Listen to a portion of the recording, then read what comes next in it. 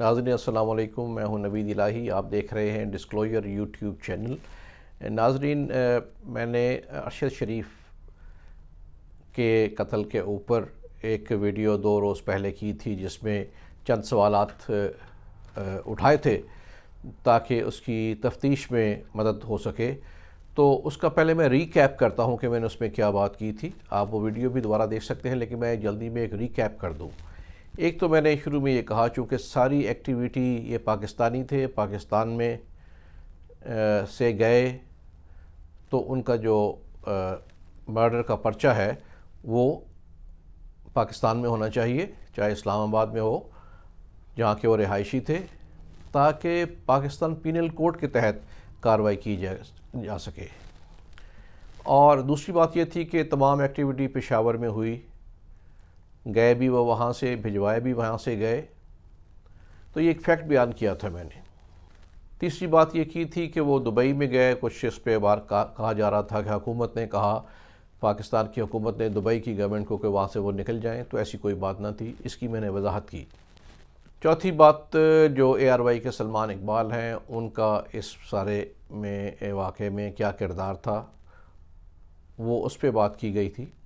جیسے انہوں نے سارا ان کا جانے کا فیسیلیٹیٹ کیا اور دبئی میں بھی رکھا، اور دبئی سے آگے کینیا میں بھی انہوں نے رکھا، لیکن اس کے اوپر فردر تحقیق کے لیے کہا تھا میں نے۔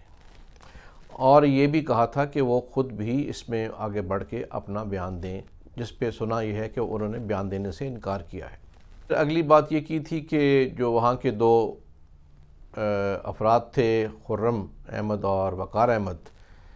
جن کے پاس ٹھہرے تھے ارشد شریف، ان کے متعلق بات کی تھی کہ ان کا کچھ معلوم نہیں ہو رہا، ان کا کوئی بیان نہیں آ رہا، تو اس کا پتہ کرنا ضروری ہے، کیونکہ وہ تو اہم گواہ ہیں، آئی وٹنس ہیں وہ سارے واقعے کے، لیکن ان کی طرف سے کوئی بات نہیں آ رہی۔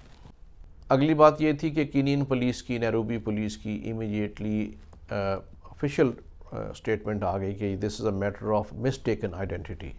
یعنی غلطی سے کوئی اور سمجھ کے مار دیا گیا اور پولیس نے یہ کام کیا۔ یہ پوائنٹ بھی میں نے ریز کیا کہ تصویر دیکھتے ہوئے یہ اندازہ ہوتا ہے کہ جیسے کلوز رینج سے فائر کیا گیا، ان کے جو سر پہ جو انجری ہے اس سے یہ اندازہ ہوتا ہے کہ it was a very close range fire. تو یہ چند باتیں تھیں جو اس پہ کیں، اور اس پہ جو تھیریز چلتی رہیں کہ کس نے کر سکتا ہے، کس نے کیا ہوگا، وہ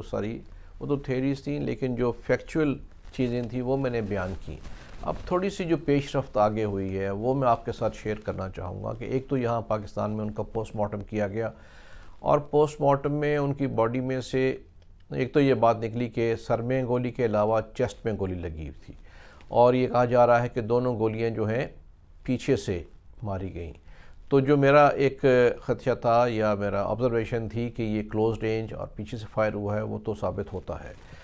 اور یہ بھی ہوا کہ اتفاق سے اس کے اندر سے ایک میٹل پارٹ نکلا جو کہا جا رہا ہے کہ وہ بلٹ ہے، یا خود بلٹ ہے یا بلٹ کا حصہ ہے۔ تو یہ ایک تو یہ ثابت کرتا ہے کہ وہاں پہ جو پوسٹ مارٹم کینیا میں ہوا کو بہت ہی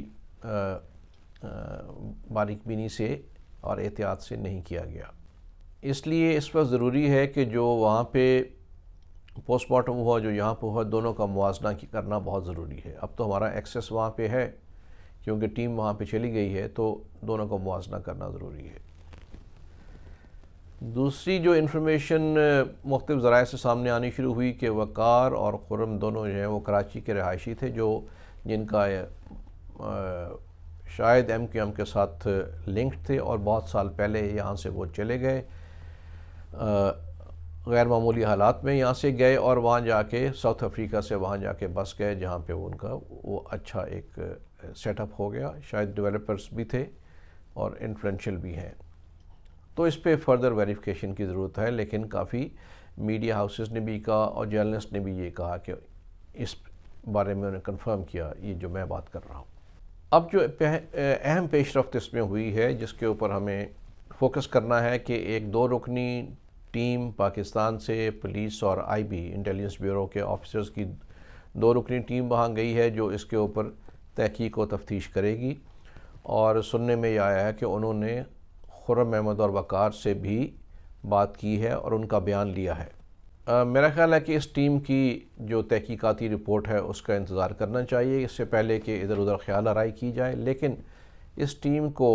کہ ظاہر ہے کوئی ٹرمز آف ریفرنس تو بنائے ہوں گے، کچھ کویسچن تو دیے گئے ہوں گے کہ یہ آپ نے کم از کم پوچھنے ہیں۔ سب سے پہلے تو ان کو خرم اور وقار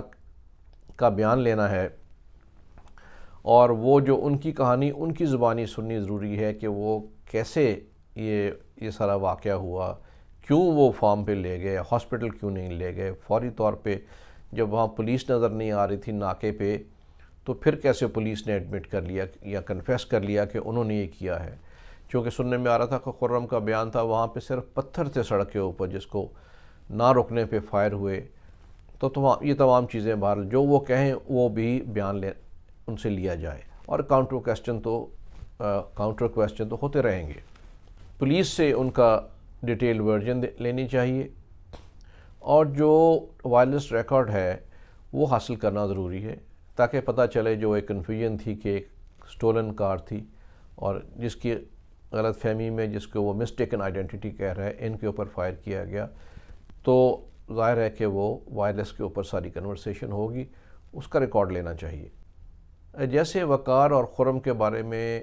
کہا جا رہا ہے کہ وہ کراچی سے تھے اور یہاں سے 90s میں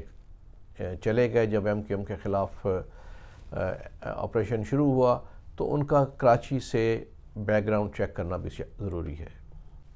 سلمان اقبال جو ہیں وہ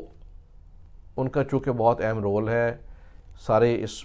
ایکٹیویٹی میں، وہ اخبار کی اطلاع کے مطابق انہوں نے بیان دینے سے انکار کر دیا ہے، یہ چیزوں کو اور مشکوک بنا رہا ہے۔ ان کو تو والنٹریلی بیان دینا چاہیے،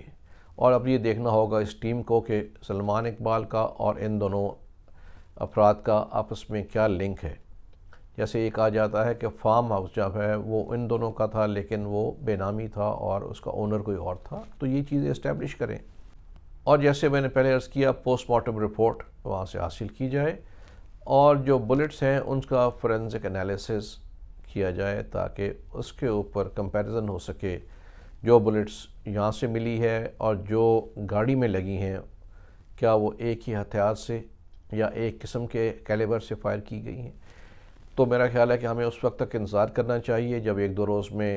ٹیم واپس آ جائے اور وہ اپنی رپورٹ سبمٹ کر رہے، تو اس میں کوئی اگر تشنگی ہو تو پھر فردر ویریفیکیشن کی جائے اور اس کے اوپر فردر ڈیبیٹ کی جائے۔ شکریہ۔